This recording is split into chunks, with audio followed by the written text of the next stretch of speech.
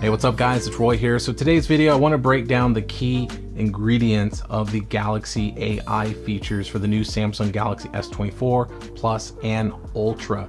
So all day today, I've been watching YouTube videos after the Unpacked event, just checking out all the new goodies about the phone. Obviously, I don't get my hands on them until you do, like everyone else as our normal folk, as I like to call it, day. So I think that's going to be like January 30th or something like that. So anxiously awaiting. I'm getting the regular S24. Let me know down in the comments which one you're going to be going after. I actually just did a video about pre-order specials, so if you want, I'll link that down in the description if you want to go and check that out. But let's focus on Galaxy AI, and there's really about six roughly features that really stood out that everyone's talking about. So I figured I'd just break those down real quick in a short, quick video for you. So let's start with the first one, and that's the circle to search. So with Galaxy and Google kind of meshing together, you're gonna be able to now take advantage of circling anything basically on your phone. And with the AI, it's gonna use that Google search to essentially bring up what you circled. So for example, like let's say someone's walking by you and you snapped a picture of their shoes because you thought they were really cool, but you didn't know what they were. Then you circle it, and with the AI, it's going to be able to basically find it and then talk about it, right? Or let's say, for example, you circled, I think I saw in one of the videos, like a cat. And then in that video, they spoke about that it kind of basically told you what kind of cat it was, what the breed was, kind of the history of that breed, where you could adopt one, how you can maintain them, just a lot of different stuff. But just being able to hold that home button and then open up that ability to circle with your finger, or if you have the Ultra with your S Pen, that is pretty dang impressive. So it's definitely not something that's brand spanking new as far as the idea, but using the AI to literally do anything, and that can be a picture in your photo album. It could be just something on Facebook. Heck, you could circle like one of your apps on your home screen and it's gonna basically pop it up. So circle to search is pretty dang cool, and I can see myself using that a lot. The next one's live translation. Now this one's got a few different ways that it's going to work for you, but ultimately being able to literally live translate a conversation in real time is just stupid impressive. I think I've always just dreamt about something like that. I know Google does this, but I feel like this is that next step up, because you could literally have a conversation with someone in a different language and they can literally hear me, like if I'm on the phone even with them, hear just my speaking back to them in Korean or Spanish or something like that. And when they speak back to me, then it's in English and I can understand it instead of me just reading the translation. Now granted, it will show it on the screen, but having that speak back feature, if I'm on the phone with somebody, that's huge. Like that's super impressive. Like when they showed like the old school like Google glasses and stuff like that, I always thought that was so neat to be able to have that idea of I'm speaking to someone and having a conversation, but on my glasses it's like doing a live translation or something. I don't know, like some Tony Stark Iron Man stuff.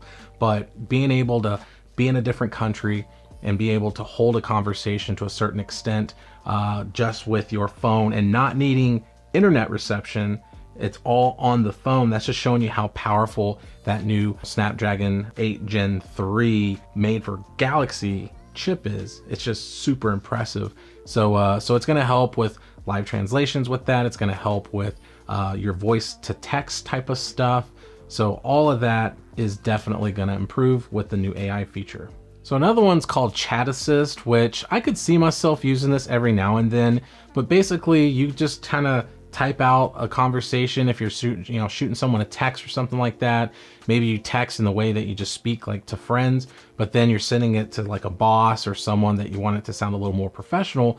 Well, with the AI, it can actually jumble it up into a more professional manner or more conversational if you go vice versa. So being able to have that kind of fix is kind of cool. I think that's actually kind of a neat little feature that I could see a lot of people using. Now, granted, it really depends on certain things, like that. If you're doing a voice text and maybe it missed a word and you need to kind of proof it, It can also proof like grammar, misspellings, and things like that, and punctuation.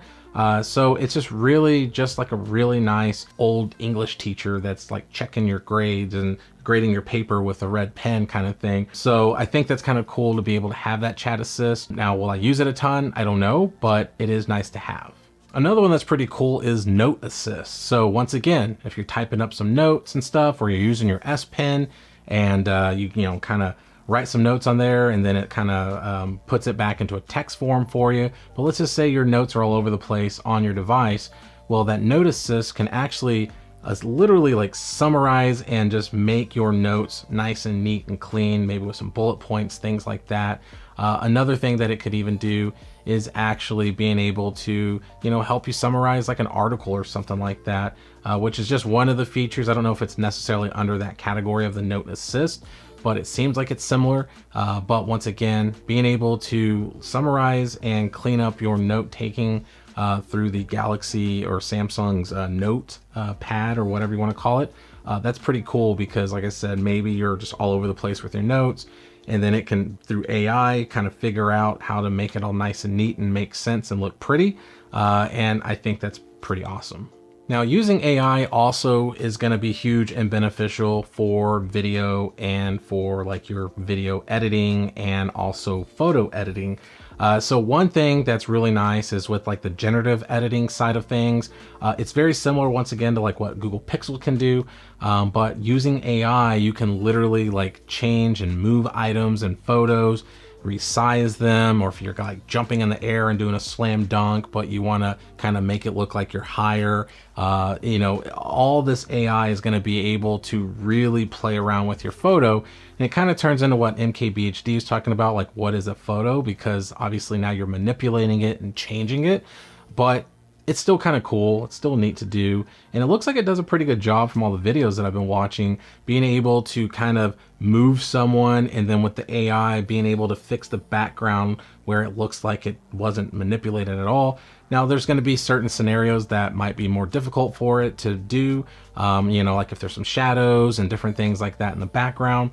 But for the most part, it looks like it does a pretty decent job.